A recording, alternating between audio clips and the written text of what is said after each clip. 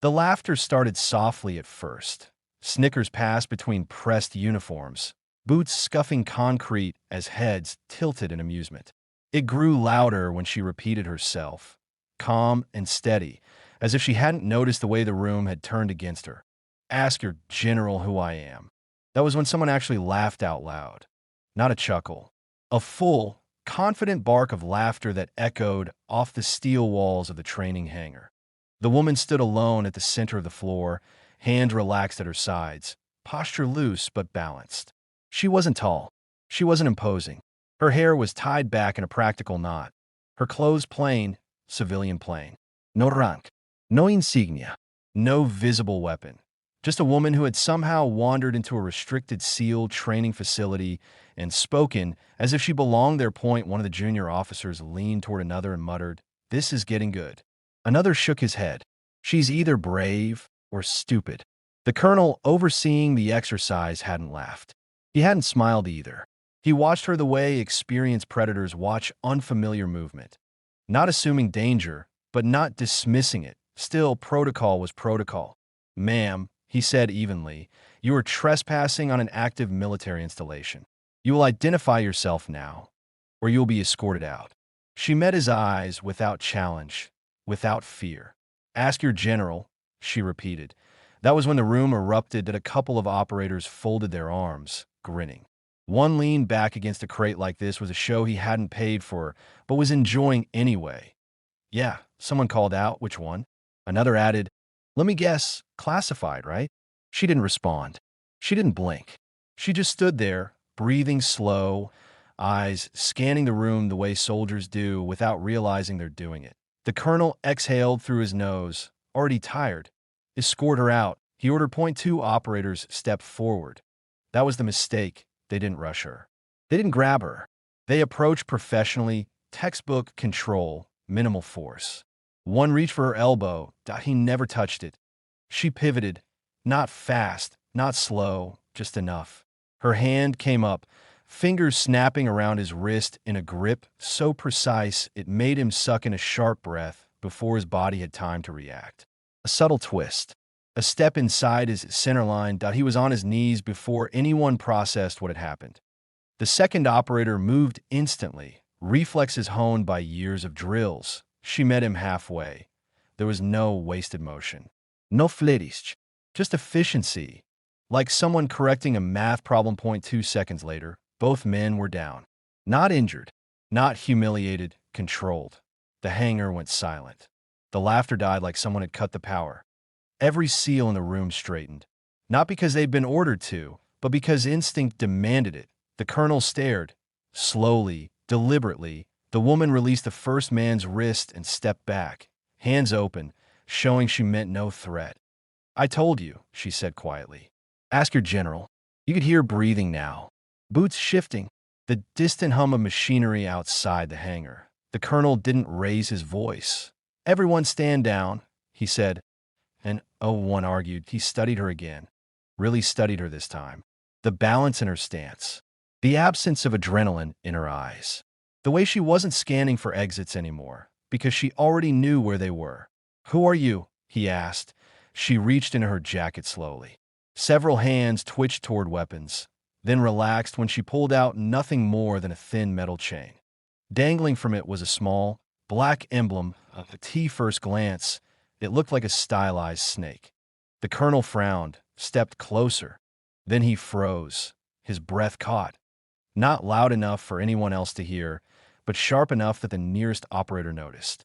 The emblem wasn't just a snake. That IT was the Black Viper NO serial number. No unit marking.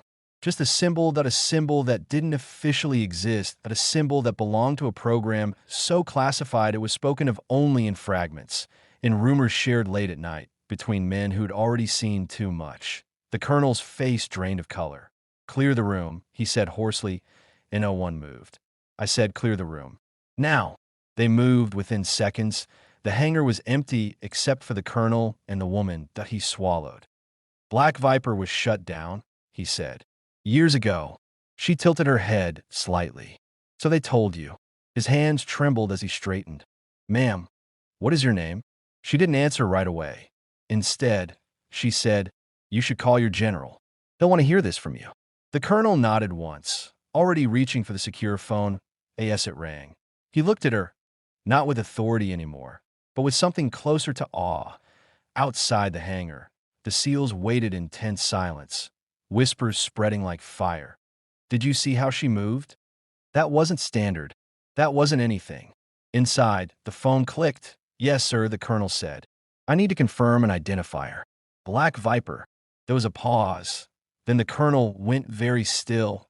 "Yes, sir," he repeated. "She's here. In person." Another pause, longer this time. "Yes, sir. I understand." He lowered the phone slowly. When he looked up, his voice was barely a whisper. "They're sending a transport." She nodded, unsurprised. Behind the closed hangar doors, the legend everyone thought was dead had just walked back into the light, and nothing at the base would ever be the same again. The transport arrived before dawn. No sirens. No lights. Just the low, predatory hum of rotors cutting through the fog like something alive. Every man on the base felt it before they saw it. Training stopped. Conversations died mid-sentence. Even veterans who had survived firefights and explosions found themselves watching the sky with unease they couldn't explain. Point 3 helicopters. Unmarked. Matte black, that didn't land on the main pad. They landed inside the perimeter, close enough that the wash rattled the hangar doors where the woman waited, alone, seated calmly on a metal crate, as if this were just another meeting she'd shown up early for. The colonel stood nearby, hands clasped behind his back, posture rigid. He hadn't spoken in nearly an hour. Not because he didn't have questions, but because he was afraid of the answers. When the helicopters touched down, the doors slid open in perfect synchronization. Point 4 men exited. Not SEALs. Not Marines. They wore no visible rank. But every soldier watching from a distance knew these men outranked everyone on the base. The lead man was older, hair silver at the temples, movements slow but deliberate. His eyes scanned the hangar once before locking onto her. For the first time since she'd arrived, she stood. "General," she said simply. The colonel's breath caught. The general stopped 5 feet away from her. For a long moment, neither of them spoke. Then, quietly, respectfully, he said, "Black Viper." The words landed like a thunderclap. The colonel swallowed hard. The general turned slightly toward him. "Colonel, you and your men are dismissed." "Sir," the word slipped out before the colonel could stop it. The general's gaze hardened, not angry, but absolute. "You didn't hear me repeat myself." "Yes, sir." Within minutes, the hangar was empty again. The general looked back at her, something unreadable in his eyes. "They said you were dead," he said. She allowed herself a thin smile. "They were wrong. You vanished," he continued. "No body, no records, no trace." That was the point. Silence stretched between them. Finally, he asked the question that had haunted him for years. "Why are you here?" She reached into her jacket and removed a folded piece of paper, setting on the crate between them. "Because someone is about to get killed," she said. "And your system won't see it coming." The general opened the paper. As he read, the color drained from his face. "This operation is classified above your clearance," he said slowly. She met his eyes. "It was my operation." He looked up sharply. "You shut Black Viper down," she said. "You buried it. You told the world it failed." "We lost good people," he snapped. "So did I." The words weren't loud. They didn't need to be. The general exhaled heavily, folding the paper again. "Why come back now?" "Because someone inside your command is using my work," she replied. "And they don't understand it." Outside the hangar, whispers spread. The woman wasn't being escorted. She wasn't being questioned. She was being deferred to. Hours later, the base gathered. Every ranking officer, every senior operator. They stood in rows, tension thick enough to taste. She stood at the front, hands behind her back. The general addressed them. "Some of you laughed at this woman yesterday," he said, and no one moved. "Some of you underestimated her. Still nothing. She is not a civilian. She is not an advisor." He turned to her. "She is the reason half of our modern counterinsurgency doctrine exists." Murmurs rippled through the crowd. She trained units that never officially existed. She ran missions that were erased before they were written. The general paused. When she told you to ask who she was, you should have listened. Every eye locked onto her. She didn't enjoy it. She never had. I didn't come back for recognition, she said calmly. I came back to stop a mistake. She gestured toward the training floor. You're teaching them to be fast, she continued. Aggressive. Loud. She shook her head slightly. That's not how real predators move. The silence was absolute. I built Black Viper to train restraint, she said. Control. Precision. Ending fights before they begin. She looked directly at the two operators she had taken down earlier. You did everything right, she said to them. For the training you were given. They straightened unconsciously. But the enemy you're about to face? Her voice hardened. They won't fight you on your terms. The general nodded. She's taking over the program, he announced. Effective immediately. Shock rippled through the formation. For how long, sir? Someone asked. The general didn't hesitate. As long as she says. Training changed overnight. Drills became quieter. Slower. Harder. Mistakes weren't punished with shouting, but with repetition until failure disappeared. She never raised her voice. She never needed to.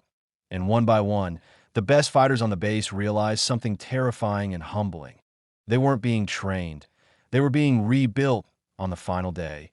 The colonel approached her as she packed her bag. Are you staying? He asked. She shook her head. I was never meant to. Will we see you again? She paused, then looked back at the hangar. If you're lucky, she said. No. She walked toward the transport as the sun rose behind her. And oh salutes, and oh applause. Just respect. Because legends don't need permission.